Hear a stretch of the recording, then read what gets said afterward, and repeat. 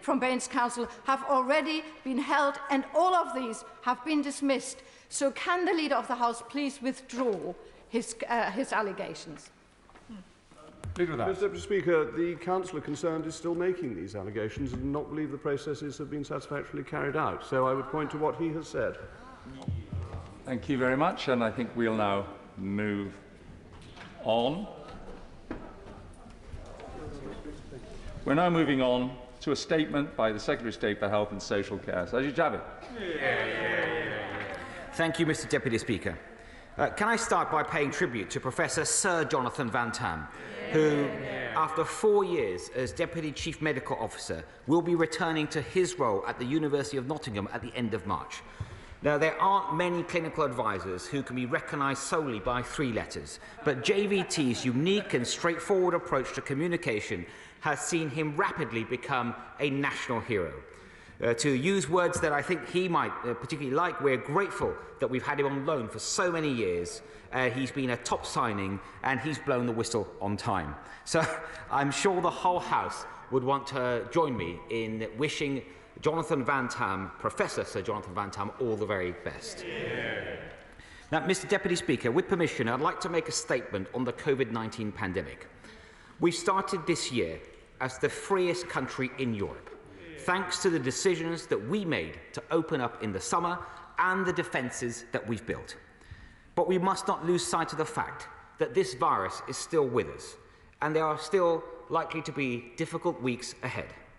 According to the ONS data, which was published just yesterday, there are encouraging signs that infections are falling in London and the east of England. But we're still currently seeing infections rise in other parts of the country, and the data does not, as of yet, reflect the impact of people returning to work and school. So we must proceed with caution. Omicron's far greater transmissibility still has the potential to lead to significant numbers of people in hospital.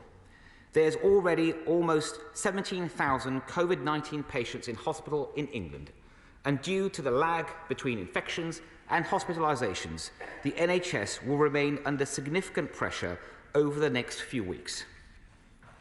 It is encouraging, however, that during this wave we have not seen an increase in COVID-19 intensive care patients, and there are already early signs that the rate of hospitalisation is starting to slow. We know that Omicron is less severe, but no one should be under any illusions. It is severe for anyone that ends up in hospital, and that's far more likely if you have not had the jab. In many major cities in the USA, where the levels of booster vaccination are comparatively lower than the UK, pressures in intensive care are approaching the levels of last winter, and in Chicago, they've already exceeded the peak from last January. So we must remain vigilant and keep fortifying the pharmaceutical defences that we've built, some of the strongest in the world. And today I'd like to update the House on how we're making these pharmaceutical defences even stronger and how we're giving the NHS and this country what it needs to withstand this Omicron wave. Our primary defence is, of course, the vaccination programme. 79% of eligible adults have now had a booster, including 91%, over 91% of over 50s, who we know are more vulnerable to the virus. Per capita, we're the most boosted large country in the world. Data from the UK HSA, which was published on Friday, shows that around 3 months after those aged 65 and over received their booster, their protection against hospitalisation remains at around 90%. These vaccines don't just protect ourselves, our loved ones, but they protect the country's progress too. The reason why we've been able to start the year with much greater freedom than last year, with children back at school, with shops opening their doors, this chamber bustling with activity, is because that so many people have made the positive choice to get vaccinated. Now, there are, of course, a small minority of people who could get the jab, they could get it if they wanted to, but they have chosen not to. And let us be clear, the reasons that those people have also been able to enjoy the freedoms that they have today is because they are standing on the shoulders of those who have come forward, the 9 out of 10 people across the UK who have stepped forward to get the jab. If we are to maintain this collective protection that we have built, we need everyone to choose responsibly and to take the simple step that will help secure greater freedom for us all.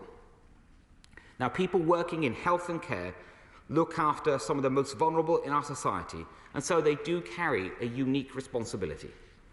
Last month, this House approved our plans that anyone working in health or wider social care activities that are regulated by the CQC will need to be vaccinated against COVID-19 if their roles involve direct contact with patients, unless, of course, they are medically exempt. This includes NHS hospitals, it includes the independent sector, GP and dental practices, regardless of whether they are working in the public or private sectors. Uptake over the past few months has been very promising. Since the government consulted on this policy in September, the proportion of NHS Trust healthcare workers vaccinated with at least a first dose has increased from 92% to 94%, and we remain committed to putting these measures into force on the 1st of April. Mr. Deputy Speaker, our next line of defence is testing, and we're doing more tests than any other country in Europe. We raised the distribution of free lateral flow tests from 120 million in November to 300 million in December to meet the demands of the Omicron wave. And we're expecting to make around 400 million tests available over the course of this month. That's 4 times the pre-Omicron plan. Mr. Deputy Speaker, our third line of defence is antivirals and treatments, where we've built the most advanced programme in Europe.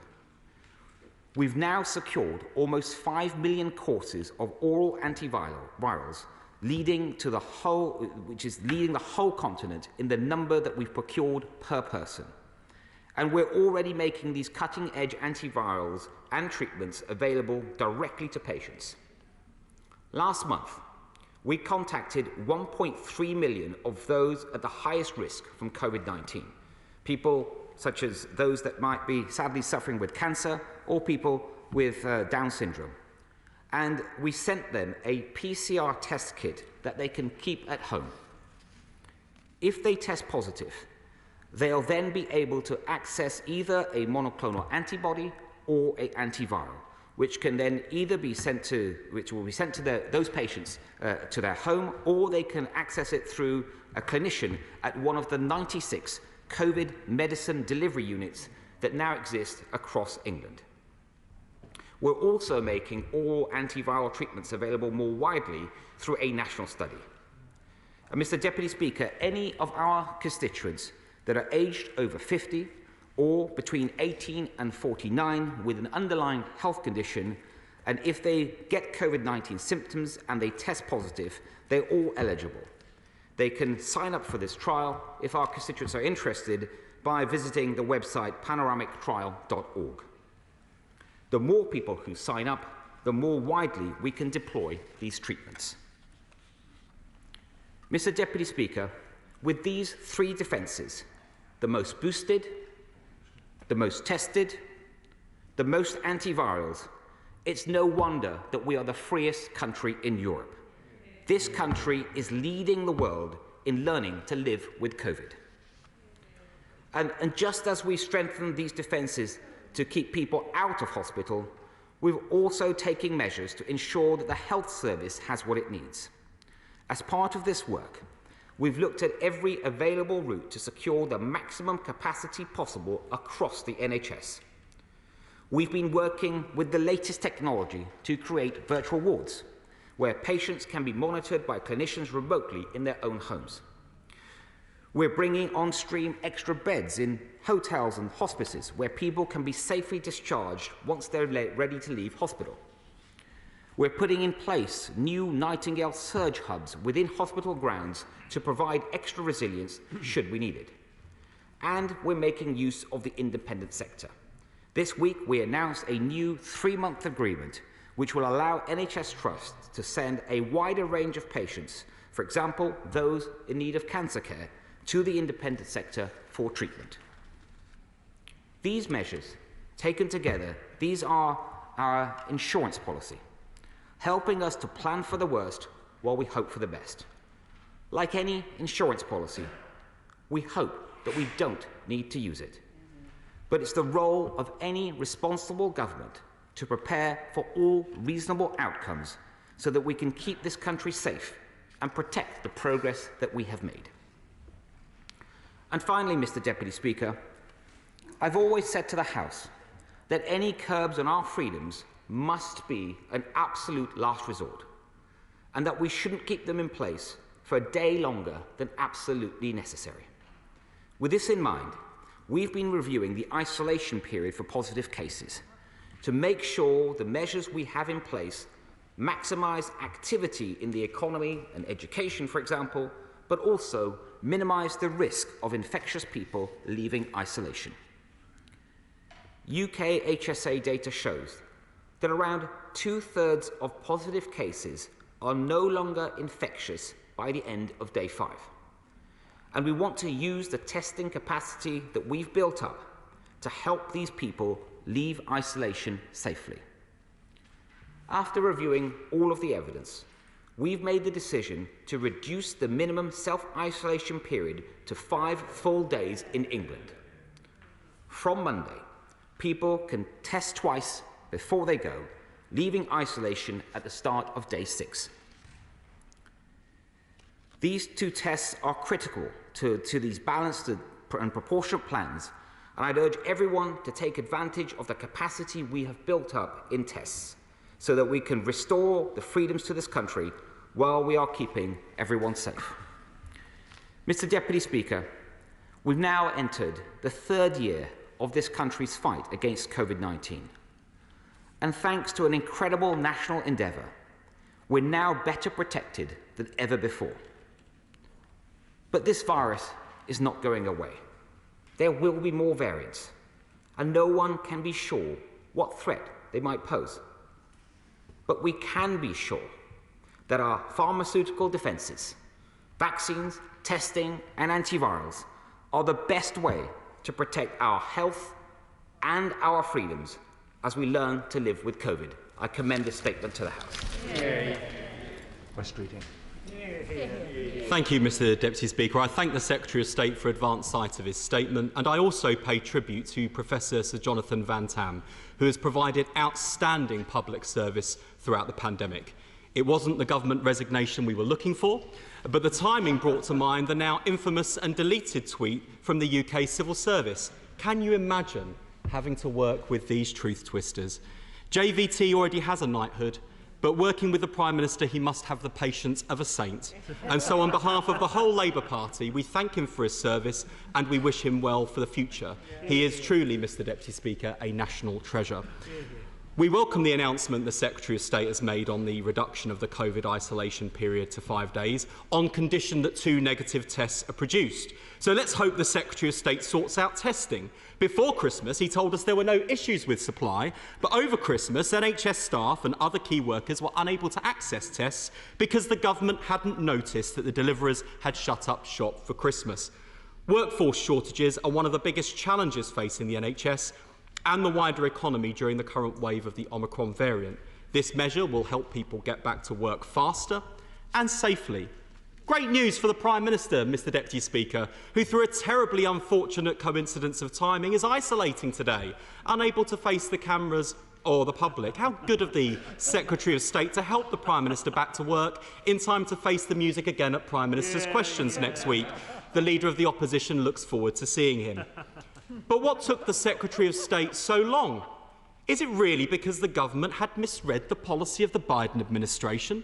How many days does he think the NHS has lost, the economy has lost, because they couldn't read the policy being used in the United States?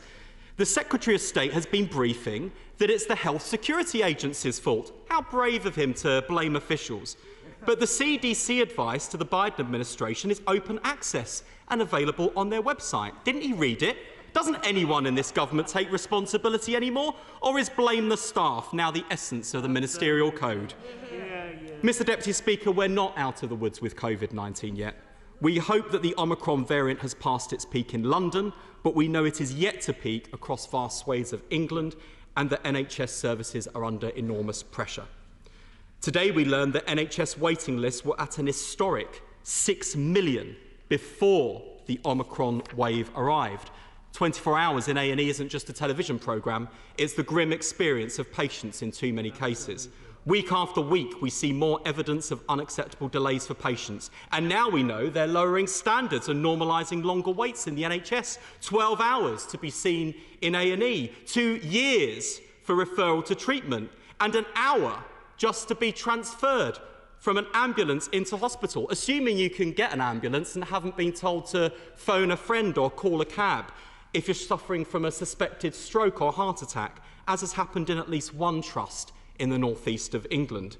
Does the Secretary of State really believe these waits are acceptable? Or is it just the case with this government that when they break the rules, they change the rules? And Mr. Deputy Speaker, he'll want to blame pandemic pressures alone. But we went into the pandemic with NHS waiting lists already at a record high of 4.5 million, staff shortages at 100,000, and social care vacancies at 112,000. Patients are paying a heavy price with delays, and the country has paid a greater price with lockdowns because a decade of Tory policies left the NHS without the capacity and resilience to withstand the annual pressures of winter, let alone the unique pressures of a global pandemic. So where is the workforce strategy for the recovery? Where is the elective care recovery plan? Where is the sign that this government has any understanding of their responsibility, the responsibility they bear for the crisis, let alone a plan to fix it for the future? And finally, Mr. Deputy Speaker, can I ask what on earth the Secretary of State thought he was doing yesterday when he leapt to the Prime Minister's defence? His first duty is to public health. Absolutely. He also has a duty to the health and social care workforce. And if doctors and nurses had brought their own booze to work, they would have been fired.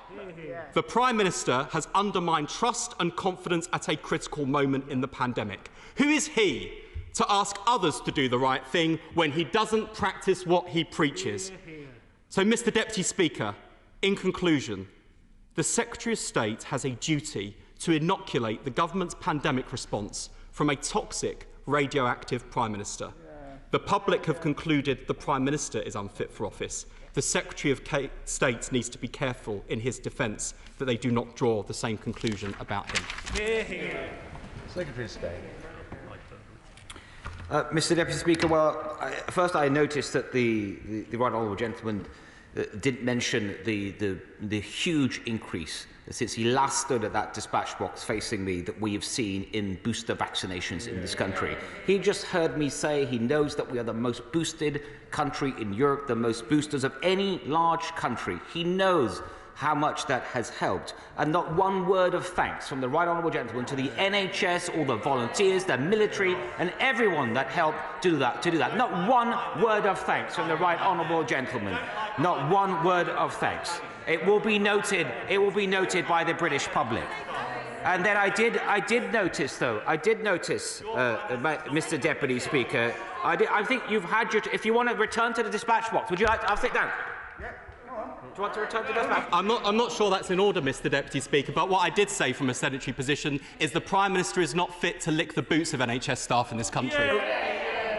We won't have that again, please. No interventions like that, please. Mr. Deputy Speaker, again, he had another fresh opportunity to thank the NHS for the enormous work that they have been doing, not just throughout the pandemic, but in December, especially for everything that they've done to boost so many people, but not one word of thanks from him. But what we did hear from the right honourable gentleman, I was pleased to hear, though, that he welcomed the new self-isolation policy, and he's asked about whether there are enough tests available. He might have heard me say earlier that we've quadrupled the number of tests available this month to 400 million, approximately lateral flow tests, so more than 4 times the original pre-Omicron plan. But I was confused, though, Mr. Deputy Speaker, with his response on that, because he seemed to be suggesting that we should subcontract our COVID policy to the US CDC. If I heard him correctly, he was suggesting that just because another country, in this case the US, have changed their policy, we should automatically follow suit and do what they do. Now, we have just taken back control from the EU.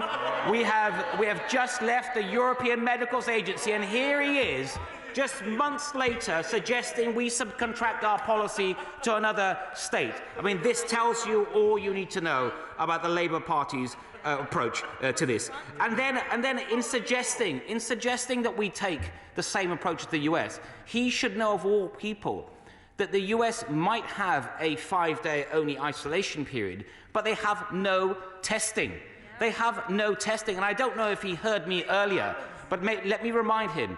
The UK HSA data shows that approximately 30% of people at the end of day 5 are still infectious. So that's why we require 2 tests.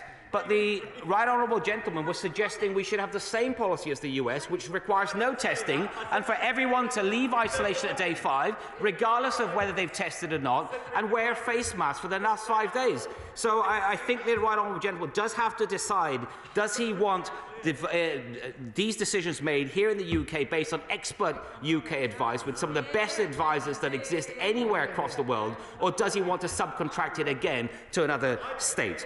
And then finally, he talked about the NHS and capacity. He will know that it has sadly been necessary because of the Omicron emergency for the NHS to make changes. Of course, that has had an impact on electives. The most urgent electives, like cancer care, will be protected. He heard me talk about earlier about the deal that's been done, at least for the next 3 months, with the independent sector, and I hope he supports that. I hope he supports the measures that the NHS is taking to protect capacity. Select Committee. Mr. Deputy Speaker, I welcome today's announcement. We have one of the best vaccine programmes in the world, and as a result of that, we can look forward to a time of living with COVID with justified confidence, and this is a very important step forward. The Select Committee last week, as the Secretary of State knows, published a report on what's going to happen now the NHS starts to think about tackling the COVID backlog, and we said we were worried that it would be derailed by a workforce crisis with shortages in nearly every specialty throughout the NHS. So can I ask the Secretary of State, when is the COVID backlog plan going to be published? Will it have details about what's going to happen in areas like emergency care, general practice, social care, all of which have a direct impact on the ability of the elective care programme to deliver? Will it deal with what the Health Foundation says a shortage of 4,000 doctors and nearly 19,000 nurses necessary for that elective recovery programme? And finally, when is he going to publish a workforce strategy, and will that have independently verified assurance that we are training enough doctors and nurses for the future? First of all, Mr. Deputy Speaker, can I thank my right honourable friend for his support for the changes that the government has announced today. And he's right to raise the importance of workforce, especially when it comes to dealing with the backlog. He may know that since September 2020, there's 20,000 more clinicians working throughout the NHS, but we do need to plan properly for the long term in terms of NHS workforce. The government is working on a workforce strategy, and I look forward to discussing that with him and the members of his committee that he so expertly chairs in due course. Patricia Gibson. Mr. Speaker, in response to the news that all Tory MSPs and the leader of the Tories in Scotland have called for the Prime Minister's resignation following his COVID rule-breaking party, the Tory leader of the House resorted to personal attacks. Does the Secretary of State for Health think that members of his government attacking those who criticise COVID lockdown regulation violations is conducive to encouraging public compliance with COVID restrictions, with all the implications this has for the NHS and the staff who are already under enormous pressure. And if the Prime Minister cannot or will not follow his own rules, why does the Health Secretary think he can possibly continue to argue that the public should follow these rules? Is it not the case that the Prime Minister's credibility on regulating and issuing public health instructions as we continue to face COVID restrictions is in tatters, and the longer the Secretary of State for Health supports the Prime Minister's breach of these regulations, his own credibility is suffering? Does the Secretary of State for Health truly and sincerely believe that the Prime Minister is the best person within his party's ranks to lead the UK Government's ongoing battle with COVID? Mr Deputy Speaker, the Prime Minister stood at the dispatch box yesterday and apologised, and he set that out, I think, very clearly from this dispatch box. And as he said, and I think as most people have accepted, it is right to wait for the completion of the investigation by Sue Gray. Greg Clark. Thank you very much indeed, Mr Deputy Speaker. I join the Secretary of State in his tribute to Professor Jonathan Van Tam for his remarkable public service, and I welcome the announcements that he's made today.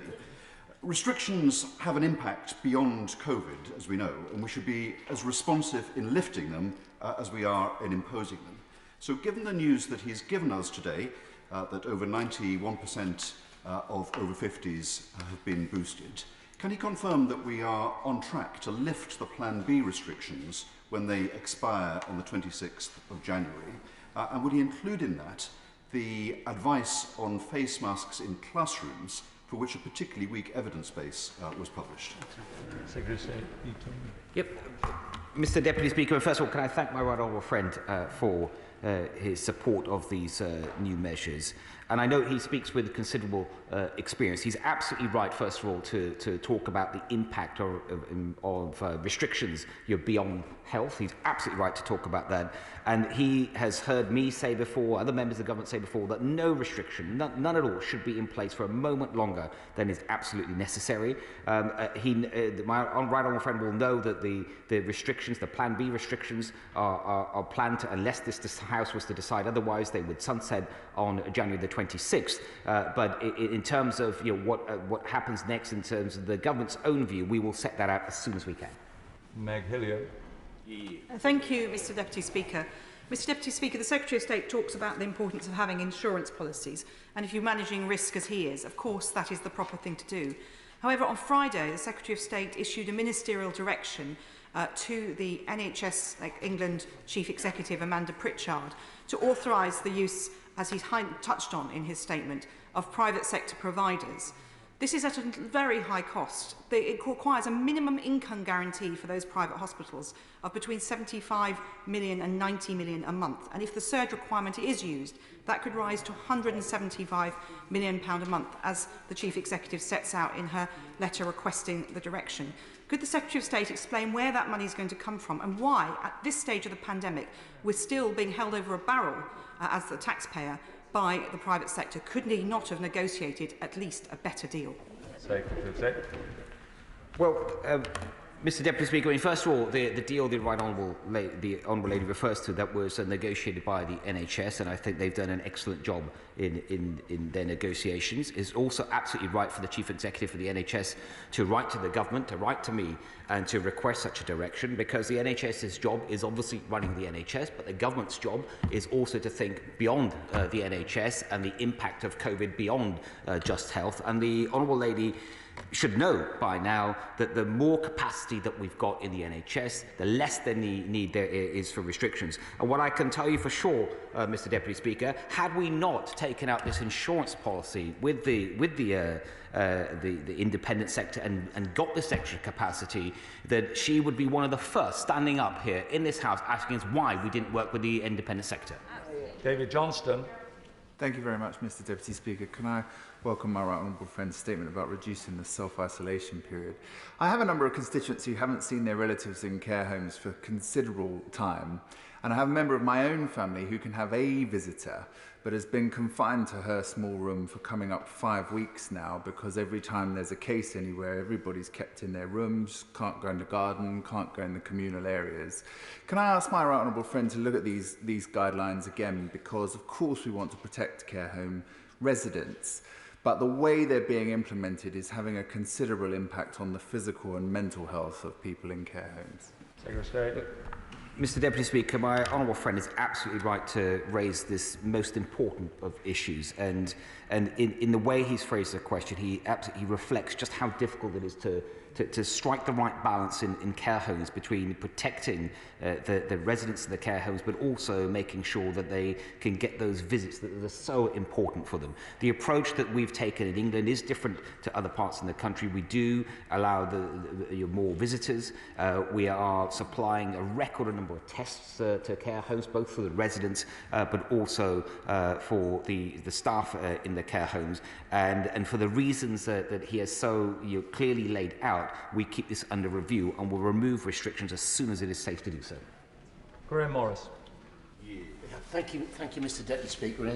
In welcoming the Secretary of State's statement, I particularly welcome his reference to cancer patients and his commitment to apply the latest technology.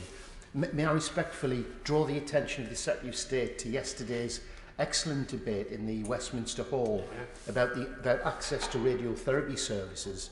And in particular, can I draw the Minister's attention to the fact that modern radiotherapy is extremely precise, cost-effective, and is non-invasive. It doesn't affect the immune system. And can I urge the Secretary of State to provide the required additional resources needed to modernise radiotherapy services throughout the UK and to catch up with cancer? Mr. Deputy Speaker, I do very much agree with what the honourable gentleman has shared with the House. I myself, I was not unfortunately able to attend that particular debate, but I know the Minister did, and I know the Minister will be also meeting with the APPG on radiotherapy as well, and listening more. But I know the honourable gentleman agrees with me. There's been also absolutely right during this very difficult time for the NHS, especially as it's had to direct more resources to looking after more COVID patients and getting the booster programme, but it's also been right to protect cancer care. Pauline Latham. As the world improves with the vaccine programme that we have had and continue to have, which has been brilliant in this country, could I ask the Secretary of State to urge doctors who are not on the front line with COVID to actually see their patients face to face again, because doctors in hospital and GPs are still not doing this fully, and people's problems are being missed. There is also a problem, as the world opens up, that if you've had COVID and you need to travel, you cannot do a PCR test because that shows that you're positive, even though you've long since left, you're not positive for COVID anymore, but it still shows the positive test on a PCR. And also, you cannot prove to a country you're going to, and many people are wanting to travel more now, that you've had COVID. And so you're actually stuck for 90 days where you can't go anywhere out of this country if that country requires a negative PCR test, because you can't get one. First of all, Mr. Deputy Speaker, can I agree with my honourable friend on the points that she's made about these issues, but on her final point about travelling, it is, as she has seen just in the last few days, the UK government keeps its travel rules under constant review. The moment we are able to safely remove any of those rules based on the evidence, we have done so. And I know my honourable friend has respected that. But when it comes to the rules of other countries for British citizens wishing to travel out, perhaps for holiday business or for otherwise, of course, those are their rules. But we are working at many levels, both my department, the Department of Transport and others, the Foreign Office, with those countries to see how we can best coordinate on such rules. Lillian Greenwood. Thank you, Mr Deputy Speaker. I'm delighted that JVT is returning to the University of Nottingham, but I'm worried about what he'll hear from local clinicians. This week I received an email from a doctor working in our local NHS. She says, "I'm crying as I write this. For years now the talk has been that the NHS is at breaking point. Well, that point has passed. We are broken. We are on our knees." Of course, COVID has taken a huge toll on staff, but we went into the pandemic with huge waiting lists and chronic staff shortages, a direct result of underinvestment and mismanagement over the previous decade. Hasn't his party failed my constituent and her NHS colleagues?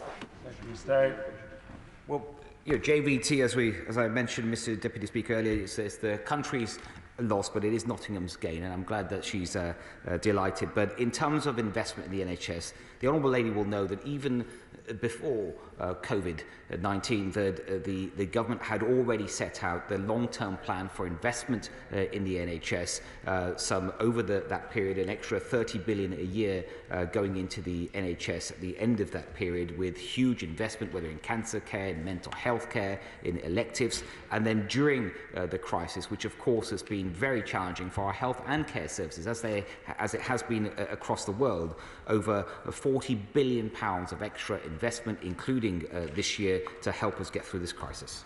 Mark Harper. Thank you very much, Mr Deputy Speaker. Can I first of all welcome the change in the self-isolation rules that the Secretary of State set out. It's, I think, a good indication that the government is able to be flexible on policy. So let me have another go on the subjects I raised yesterday, which he heard the exchange I had with the Vaccines Minister. She agreed with me from the dispatch box that persuasion was the best and right way to get health and social care workers to be vaccinated. But I have to say to the Secretary of State, telling a health and social care worker that if they don't get vaccinated they're going to be sacked isn't persuasion, it's coercion. So can I ask him to just reflect on whether it's sensible on the 1st of April to continue trying to implement a policy that the government's own estimates will see 73,000 NHS staff and 38,000 domiciliary care workers lose their jobs. When a policy isn't working, it's right to ditch it, isn't it? Well, first of all, Mr Deputy Speaker, can I commend my friend for the scrutiny that he has constantly provided of the government's COVID policy long before I was the Secretary of State, and I'm pleased to see that he's continued to provide that scrutiny. It is very valuable. It's most valuable to me when he supports the policy, like on isolation today, but it's still valuable when he challenges the government again to think again about policy. I think it's very, very important. On the particular policy he's raised, the vaccine as a condition of deployment in the health and social care sector, I did address it a bit in my statement earlier. He would have heard that we are committed to the policy, but we are committed to the policy because it is right that in those settings where there are people that are more vulnerable than others, that they are put first. And we know that vaccines do limit transmission. Vaccines limit transmission. And as a result of that, that means that the individuals that are providing that care, the health and care workers, it will be safer if they are vaccinated because of the limit to transmission for those patients than otherwise. This is about putting patients first, and this was a policy that was voted on by this House with an overwhelming majority, and the government intends to implement it. Cheyenne Wara. Thank you very much, Mr Deputy Speaker. The Secretary of State put a lot of emphasis on testing in his statement. Inspired Outsourcing in my constituency would agree with him. They provide contact centre services. Some of their workers are key workers and so cannot work from home. They have been using twice-weekly testing to keep their workers safe, but they have run out of tests. they can't get hold of any tests apart from by paying what would be effectively £2,000 per month to a private provider recommended on the government website. So can you say to me very specifically whether small businesses like Inspired Outsourcing should have access to free lateral flow tests, and how they can get hold of those tests today in Newcastle, because that is what they need to keep their workers safe and provide protection to all of us? Yeah. It's an important point, Mr. Deputy Speaker. And when the country first discovered Omicron, of course, the tests that were in stock at the time weren't designed for another huge wave. But the testing, the people that run testing at UKHSA, they responded very quickly by ordering almost any lateral flow test that meet our standards that they could find. And as I said earlier in my statement, in December, we had 300 million as opposed to, I think, around 100 million that was originally planned. And in January, there will be 4 times the pre-planned amount. In answer to her specific question, for people, whether it's for a workplace or for visiting a care home or whatever it is, they will be able to get access to the lateral flow tests now that millions more have arrived in the country. They've been distributed, and they can get them online or they can get them through pharmacies. Peter Baird. Thank you very much, Deputy Speaker, and I'm very grateful for the excellent Minister coming to the dispatch box yet again to update the House, and particularly to make an announcement first in the House rather than to the media. I wonder whether the Secretary of State would agree with Lord Frost, who said, "I'd like to see the government ruling out lockdowns for the future, repealing the legislation, ending them now. We can't afford it, and it doesn't work. Stop doing COVID theatre, vaccine passports, masks, stuff that doesn't work." Mr. Deputy Speaker, I have huge respect for Lord Frost and also for my honourable friend. And I think for what my honourable friend has just shared with us, these are very important points. No one wants to see this country go back into anything that resembles a lockdown. As my friend would have, my honourable friend would have heard earlier, that yes, we've had some restrictions, of course, put in place, the so-called Plan B over the last few weeks. But I hope he would agree with me that even when we reflect on those restrictions and compare them to other countries in Europe, large or small, we are the freest country in Europe. And the reason for that is because of the pharmaceutical defences that I talked about earlier, the most boosted large country in Europe, the most antivirals per head, the most tested, and that is what we should be focusing on for the future as we learn to live with COVID. Dame Diana Johnson. Mr. Deputy Speaker, I just want to press the Secretary of State on the morale of our NHS and social care workforce. Between March 2020 and May 2021, he will know that 1,561 NHS and social care staff died from COVID whilst working on the front line. And it's part of the reason why I'm campaigning for an NHS and social care covenant, just as we have for the armed forces and the police. But what does the Secretary of State have to say to those key workers who saw colleagues die while the Prime Minister was at the law-breaking works party on May the 20th?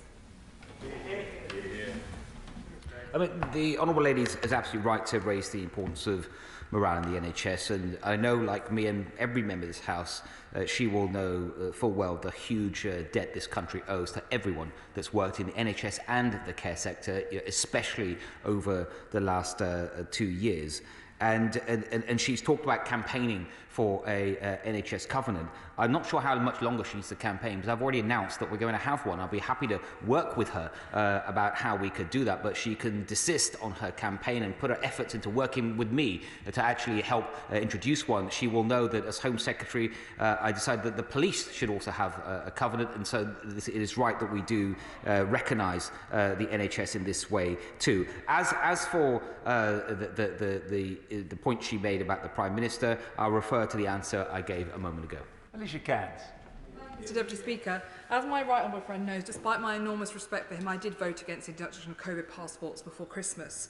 I maintain my view that they are not effective. So will he please commit to dropping domestic certification at the earliest possible opportunity? And will he also today, from the dispatch box, make clear to NHS trusts up and down this country that he will not stand for the pandemic of arbitrary discrimination we are seeing against pregnant women and their partners and parents who want to be with their children on paediatric wards but are being stopped by NHS in an illogical and unscientific manner from being with them to look after them and advocate for them? I mean, first of all, Mr. Deputy Speaker, I agree with my honourable friend absolutely on what she has said about pregnant women and with every word that she has just said, and that is a message that has been reinforced at every NHS trust, and I thank her for how she has campaigned on this issue and brought it to light, because it is making a difference. On the issue that she also raised around the domestic certification, I have to say I do share my honourable friend's instinctive discomfort.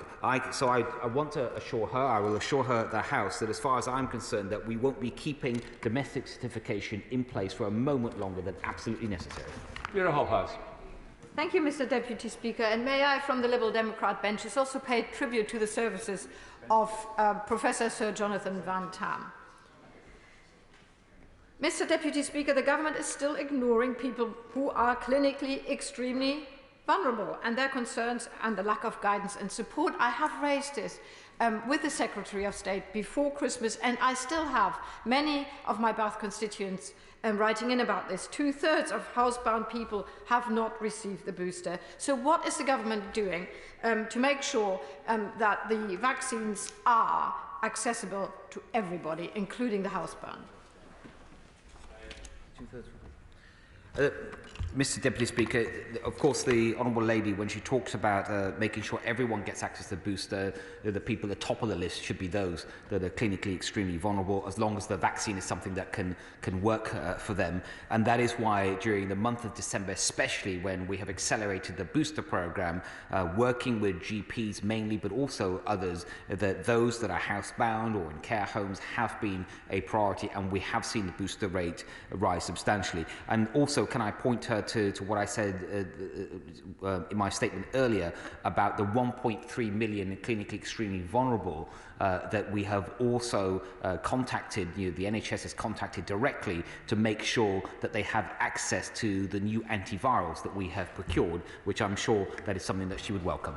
Marco Longhi. Thank you, Mr. Speaker. Can I thank the Secretary of State for the statement he's brought forward with such positive news that will bring confidence to individuals and businesses as they want to go back and return to a more normal life as we learn to live with COVID. My constituency of Dudley North actually has many, perhaps a higher proportion of small self-employed businesses, and they were absolutely terrified in the run-up to Christmas that we were looking at lockdowns and severe restrictions. So can I thank him and the Prime Minister for the balanced and proportionate approach that the government has taken in looking at how we move forward and steps that it took during the Christmas period. And can I seek assurances that this will continue to be the way?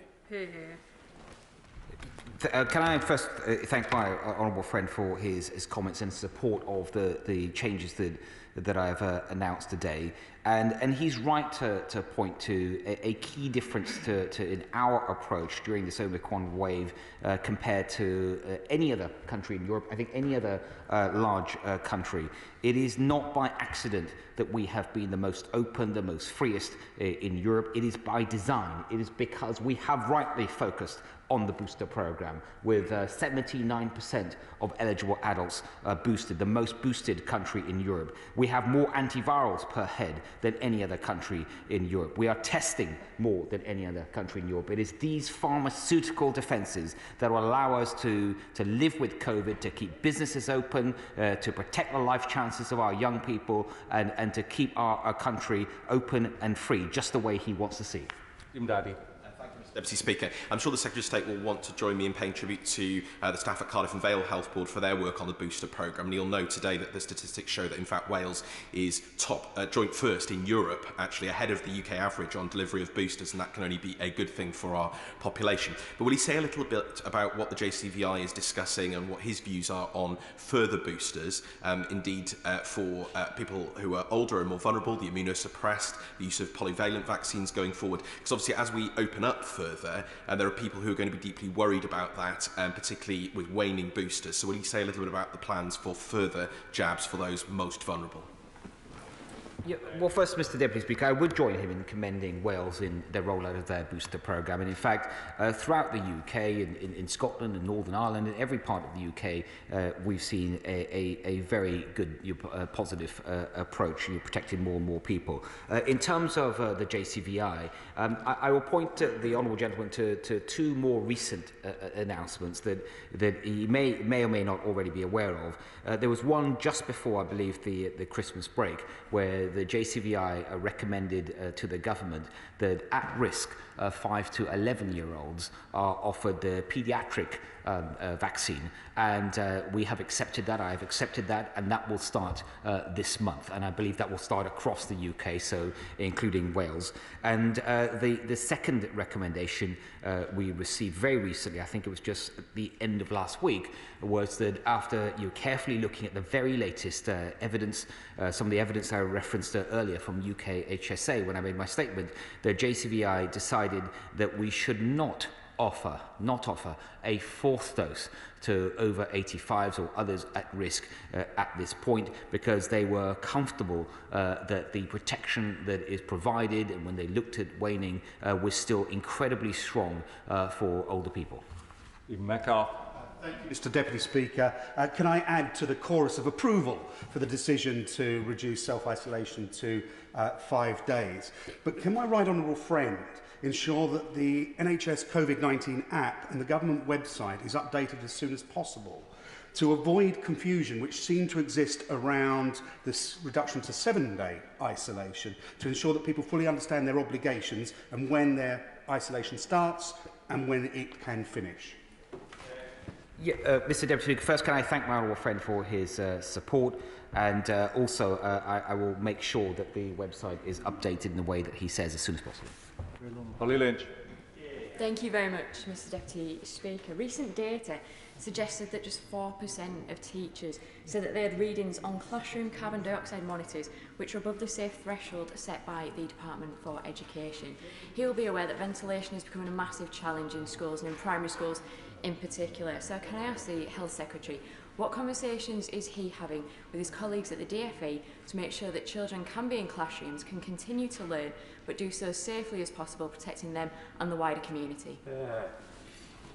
It's an important issue raised by the Honourable Lady, to make sure that we're doing all we can as a government to work with schools to protect school children so they can stay in school. No one wants to see what's happened before with the lockdowns and children not being able to attend school in the usual way. That's why I hope that she would have welcomed the recent announcement by my honourable friend, the Education Secretary, on a huge new investment in ventilation.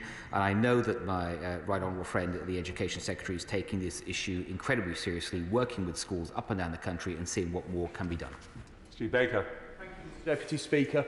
Implicit in my right honourable friend's statement was the concept that we'll all be held back by the decisions of the unvaccinated. If I may say so, he used some quite heavy language to bring pressure to bear on the unvaccinated, talking about standing on people's shoulders and so on. Can I just say to him that wouldn't it be better, rather than creating what does seem to me to be the conditions for coercion and division, it might be better to say to the unvaccinated, you've made your choice to take a greater risk, and we are not going to be held back as a society by your choices. You will have to bear the consequences. Wouldn't that be a more consistent and humane way to deal with them and to deal with us all without creating division? Well, I mean, first of all, actually, can I also take this opportunity to thank my honourable friend for the scrutiny he provides as well. And as always, he makes important points that are worth discussing. And on this particular point, he's right that about the language that I used earlier, because it is factually correct. The reason why this country is as free as it is now is because of the decision that 9 out of 10 people have made to get vaccinated. Those people who made a decision when they could have been vaccinated because they're not medically exempt, for example, but they could have, they've chosen not to do that.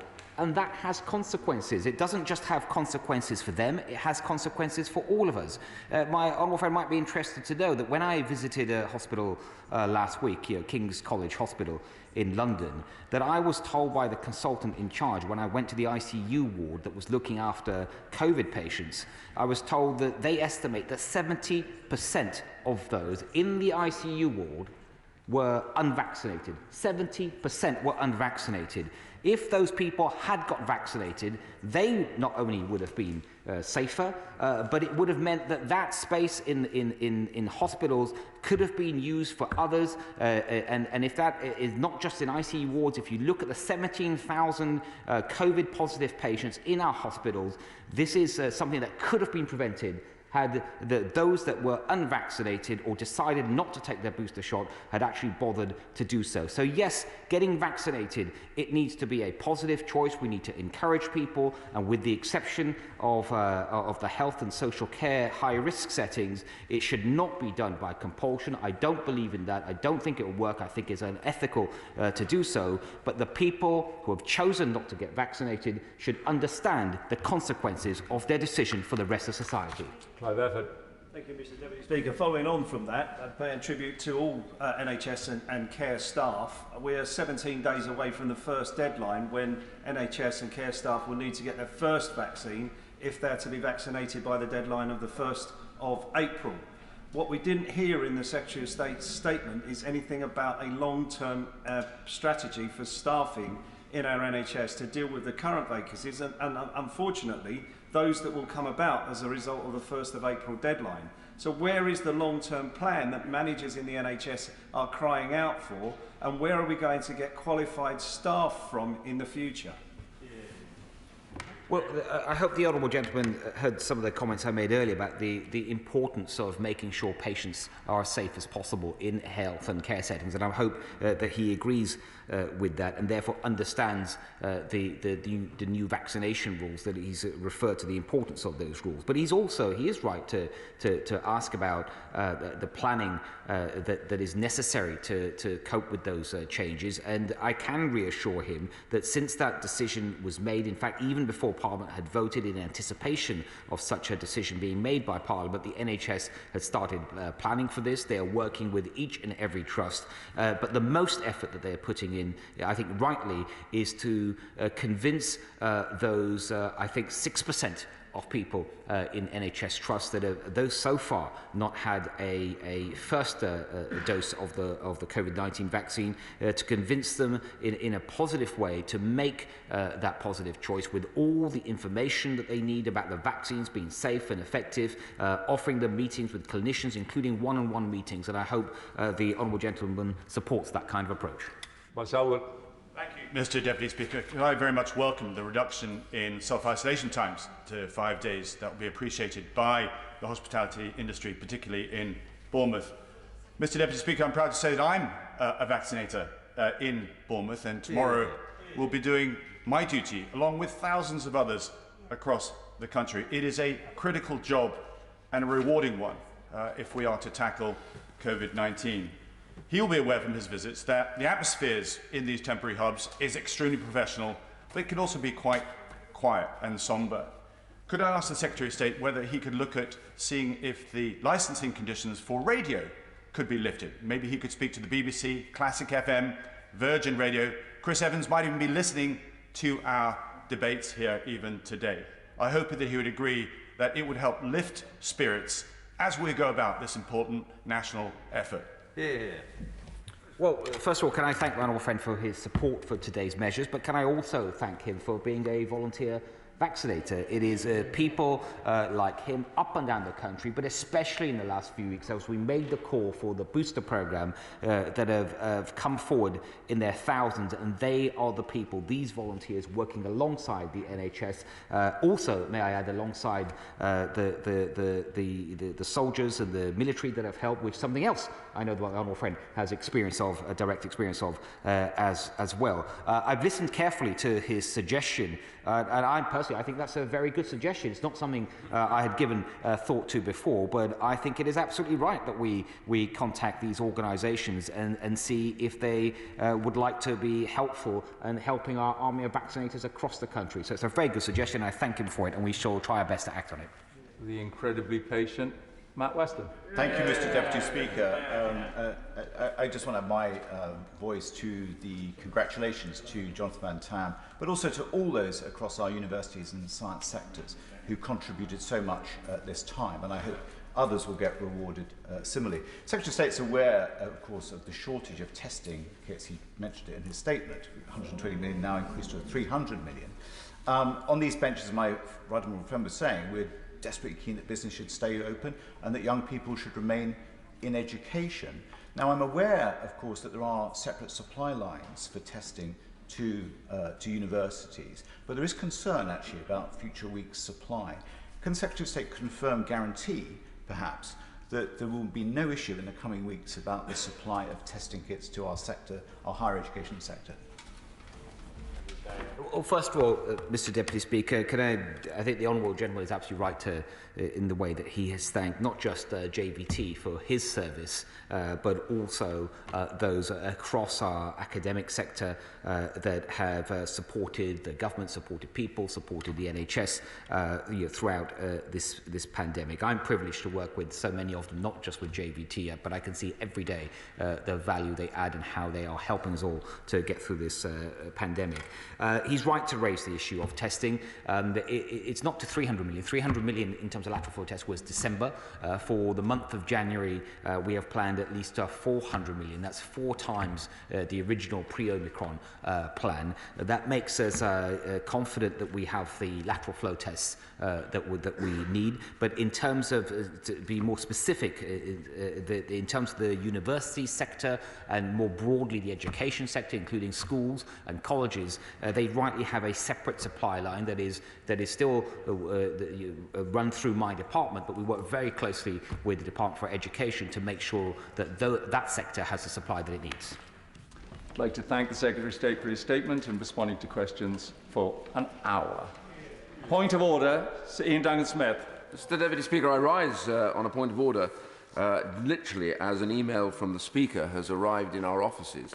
The key issue here is that I understand that Mr. Speaker has been contacted by MI5 and is now warning members of Parliament that there has been an agent of the Chinese government active here in Parliament working with a member of Parliament, obviously to subvert the processes here. I say, as a member of Parliament who is sanctioned by the Chinese government, as others, that this is a matter of grave concern.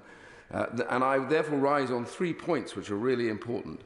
Number one, will this now lead to a serious overhaul of the accreditation procedures here in the House of Commons? Because it's clearly too slack that these people get in, either in APPGs or with individuals. Is it possible that we will have a statement from the Speaker, from the Chair, about the risks? I am one of those who has done a lot to try and help fleeing Hong Kong Chinese, fleeing the communist regime here in the UK. We have names and numbers of people, and that leaves me worrying that some of these have been accessed by such an individual. These would be their lives and their families at risk, and I am deeply concerned about this because my activities therefore may well have been traced as those as well from my colleagues and friends.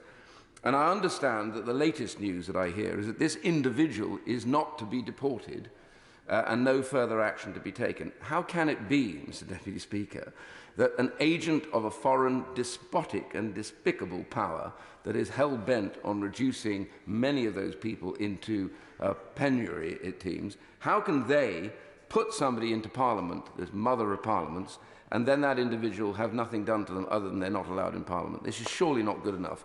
And could there be a statement from the government as to what they plan to do, and possibly, with respect, of course, from the Chair and Mr. Speaker? I'd like to thank the Right Honourable Member for his point of order and giving me forward notice of it. As you know, it's not the policy of the Chair to comment in detail on any security matters, and I will certainly not be doing so today. As far as any statement either from the Chair or indeed from a government minister, I've been given no notification whatsoever that that is happening, but should that change, then I'm certain that members will be notified in the usual way. And as far as the third point, as I said, we don't discuss the detail of security issues on the floor. However, I can assure the Right Honourable Member that the House authorities are in regular contact with the appropriate government agencies on this matter, and we will update our advice and activities as necessary. Jim Shannon, further to that point of order. Further to that point of order, first of all, thank the Honourable Gentleman for bringing it forward. It is such danger and concern for us in this House. I'm just wondering, Mr. Deputy Speaker, whether you've had the opportunity to find out if this knowledge of the integration of a Chinese spy in this House has been conveyed to other administrations in the United Kingdom, and in actual fact for the Northern Ireland Assembly, because when it comes to accepting those from Hong Kong that the Honourable Gentleman referred to, Northern Ireland will be one of those as well. So we want to make sure that the people are safe, and with that in mind, has yourself, Mr. Deputy Speaker, or the House been made aware that the Northern Ireland Assembly, for instance, has been made aware of this? Thank you. I'd like to thank the Honourable Member for his point of order.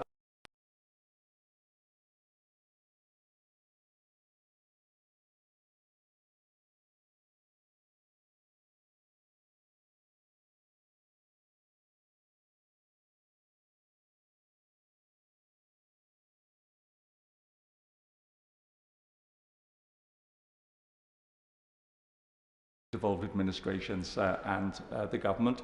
Further to the point of order, Tobias Elwood. Thank you, Mr. Deputy Speaker. This is the sort of grey zone interference we now anticipate and expect from China. But the fact that it's happened to this Parliament, there must be a sense of urgency from this government. I'm grateful that you yourself in your comments here today have taken this very, very seriously indeed. But could I encourage and endorse the request for a statement on this before end of play today, so we can understand the ramifications, the impact of this, and what the government and indeed Parliament intends to do about it?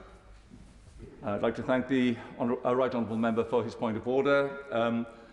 There again, the Treasury bench will have heard what he has had to say, and as I said earlier on, should a statement be made, then the House will be informed in the usual manner. I know that all Right Honourable and Honourable Members will be very concerned by the contents of the email, and as I say, the Treasury bench, I'm sure, will pass on the comments that she has heard today to the relevant ministers. I'm now going to hand over to Dame Eleanor Lang, who will now proceed to take the next business.